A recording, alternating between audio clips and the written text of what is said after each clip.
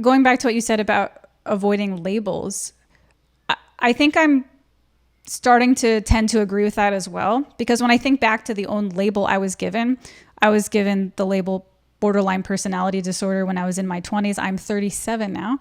I got this label when I was about 24. Based on a lot of the things I hear today, you're screwed if you have this label. You have this forever. You can't break out of it. Actually, borderline has become like the new narcissist, I feel like. Like you hear people speaking of borderline like, oh, it's the female narcissist. But when I look back, I don't have any of the, I shouldn't say any of the traits. I think I still have one of the traits, which I'll explain in a second. But there's like, I believe around 8 or 9 criteria of how to label somebody as borderline personality disorder. And through years of myself soul searching of how to work through this, at this point, I only have maybe 1 or 2 of those criteria that I wean in and out of, which I would say that most human beings have anyway. I would say those criteria are, I do sometimes still have fear of abandonment, and I still sometimes feel empty. But like, that's just, like I said, feeling empty is just part of the human experience.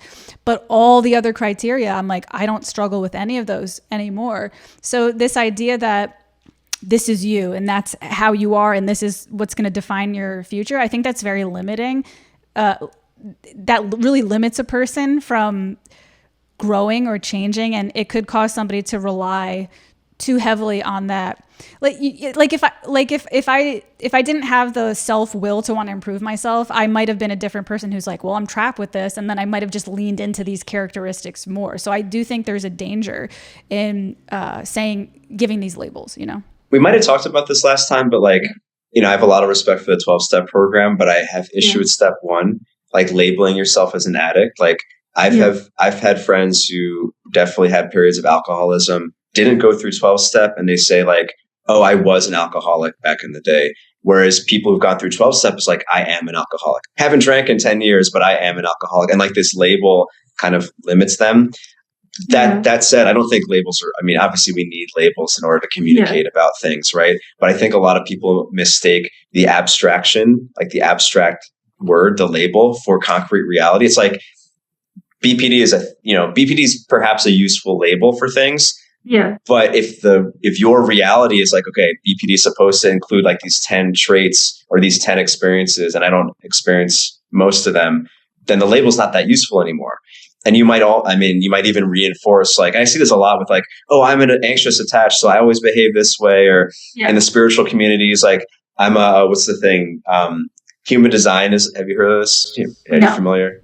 Oh, it's like another take on astrology. It's like, oh, I'm a projector, so I can't take initiative. It's like, come on, give me a friggin' break. Like these are just traits. Like maybe you have tendencies. Like it's, this is one of the things, like I wish this was taught in school, because so many people just don't understand the difference between reality and abstraction.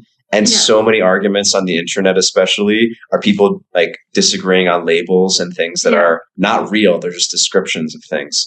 Hey guys, it's me, your host, Andrea Pranzatelli. If you enjoyed this clip today, please don't forget to hit subscribe.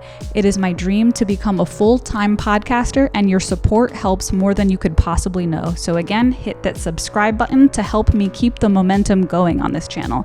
Also, for every single clip, there is a link in the description to the full episode if you would like to hear the full episode. And I also have a link to my Instagram below if you'd like to follow me on Instagram as well. So that's it. Have a good day, guys. Bye.